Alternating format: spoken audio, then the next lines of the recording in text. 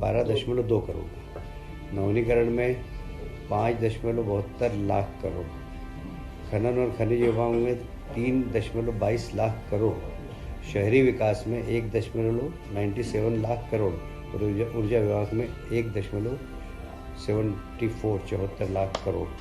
इस प्रकार कुल प्रस्ताव पास हुए थे और ये धरातल पर उतरे हैं। इसके लिए माननीय मुख्यमंत्री ने निर्देश दिए हैं कि सारे प्रमुख सचिव हर सप्ताह में अपने अपने विभाग की समीक्षा करें और माननीय मुख्य सचिव 7 दिन में और माननीय मुख्यमंत्री जी मुख्य सचिव 1 दिन में महीने भर में और माननीय मुख्यमंत्री जी 2 माह में इसकी समीक्षा करेंगे। हमारी कोशिश होगी कि इसमें 100% जितने भी एमओयू हुए वो धरातल पर उतरे।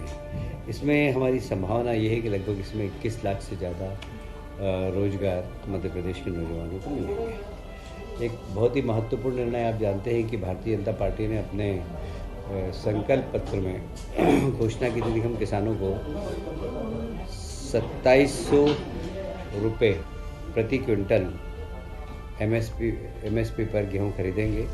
हम उसके करीब पहुंचते जा रहे हैं। इस बार कैबिनेट ने निर्णय लिया है कि किसानों का गेहूं हम 2600 रुपये प्रति क्विंटल पर उपार्जन करेंगे।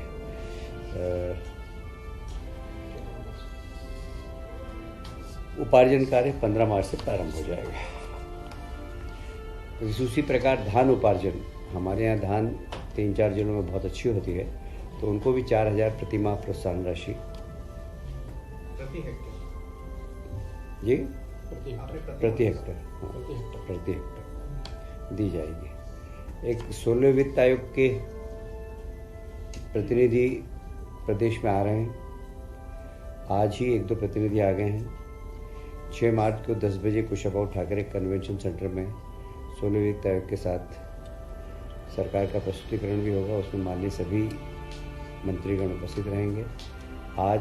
कल यानी कि 5 मार्च को वित्त आयोग के प्रतिनिधि माननीय मुख्यमंत्री जी के निवास पर डिनर करेंगे। एक बहुत महत्वपूर्ण कार्यक्रम और माननीय मुख्यमंत्री जी का बहुत ही ये प्रिय कार्यक्रम है जय गंगा जल संवर्धन अभियान। पिछले वर्ष भी इसमें काफ़ी सफलता मिली थी। इस बार भी 30 मार्च से 30 जून तक आयोजित होगा। संपूर्ण प्रदेश में जितनी भी हमारी वाटर बॉडीज़ है, जल संरचना है, उनका संवर्धन करना और पानी को जितनी भी वाटर बॉडीज़ है उनको संभालना इसका मुख्य उद्देश्य है। और इसी के साथ साथ वाटर रिचार्जिंग के लिए भी हम लोगों को प्रोत्साहित करेंगे। अभियान कब से? 30 मार्च से 30 जून। 30 मार्च से 30 जून ये अभियान चलेगा। विक्रम उत्सव अभी प्रारंभ हो गया है उज्जैन में। 26 फरवरी से 30 मार्च का आयोजन होगा। इसमें 30 मार्च को गुड़ी पड़वा भी है। और गुड़ी पड़वा आप जानते हैं कि भारतीय कैलेंडर का प्रथम दिन है और मध्य प्रदेश की सरकार उसे मनाती है। और जनता से भी आग्रह है कि इस गुड़ी पड़वा के पर्व को धूमधाम से मनाएं, जिससे हमारे आने वाली पीढ़ी को ये पता हो कि भारतीय कैलेंडर वर्ष गुड़ी पड़वा से प्रारंभ होता है।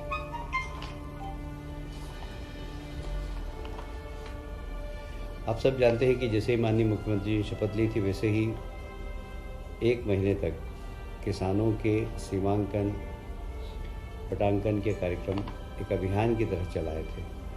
अब इसको पूरे को डिजिटलाइजेशन कर रहे हैं और इसीलिए आज इस प्रस्ताव को मंजूरी दी है डिजिटलाइजेशन को।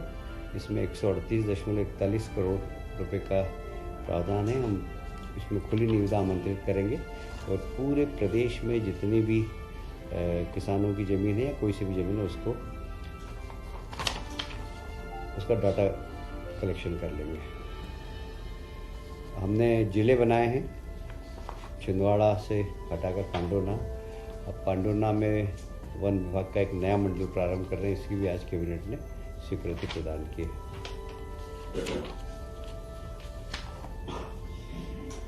आप सभी जानते हैं कि माननीय प्रधानमंत्री जी हमेशा एक बात कहते हैं कि बच्चे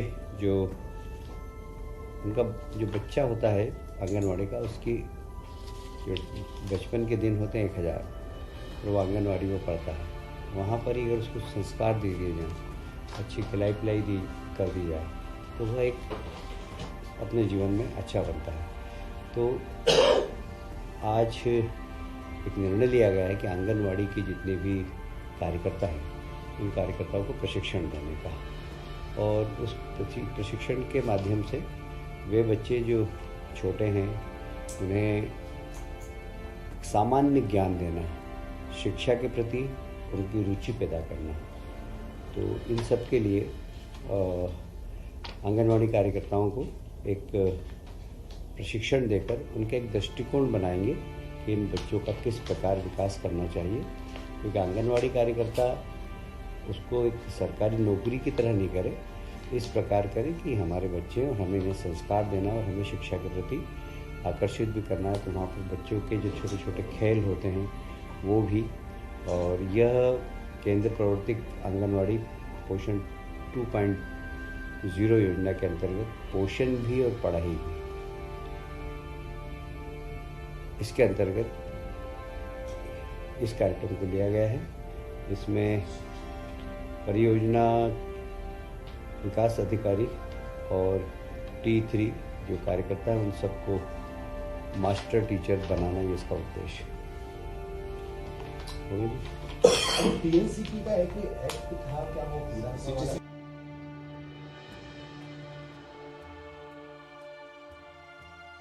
क्या था कि प्लानिंग एरिया के अंदर IDA और नगर या प्लानिंग एरिया के बाहर साडा, ये दोनों को ही अधिकार थे कि वे वहाँ पर निवेश कर सकें। पर अब कोई भी शासकीय विभाग प्लानिंग एरिया के बाहर भी निवेश कर सकेगा और प्लानिंग बनाकर और राज्य सरकार के पास लाएगा, शासन उन्हें अनुमति प्रदान करेगी। तो अब जैसे विकास प्राधिकरण या साडा ही नहीं, चाहे RDC चाहेगा तो हम उसको भी अधिकार देंगे। औद्योगिक डेवलपमेंट, इंडस्ट्रियल डेवलपमेंट क्या है वो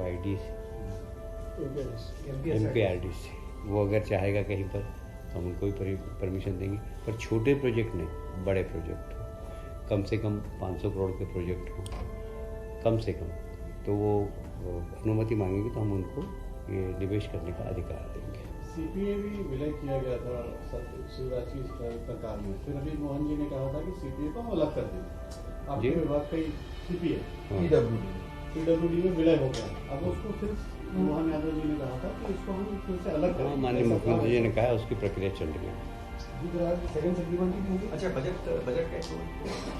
बजट के बारे में कोई टिप्पणी करना उचित नहीं।